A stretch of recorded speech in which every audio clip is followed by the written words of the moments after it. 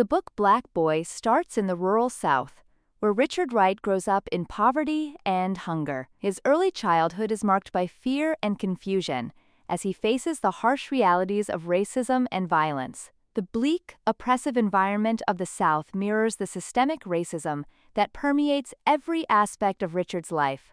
At home, Richard's relationship with his strict religious grandmother is tense, as she attempts to instill her rigid beliefs in him.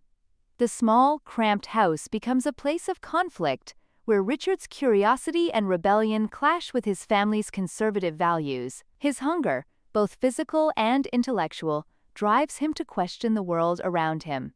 In the segregated schoolhouse, Richard excels academically, despite the limited opportunities available to Black students. The school's rundown condition reflects the systemic neglect of African American education in the South. Richard's thirst for knowledge sets him apart, but also isolates him from his peers, who are resigned to their circumstances.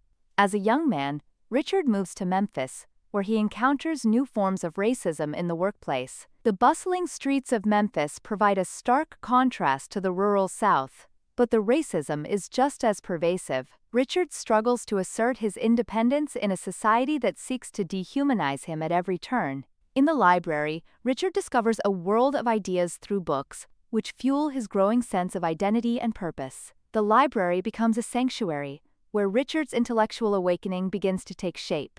His reading introduces him to new ways of thinking, challenging the constraints of the world he has known. In the final scene, Richard leaves the South for Chicago, determined to pursue a career as a writer. The journey north symbolizes his escape from the oppressive environment of the South and his hope for a better future.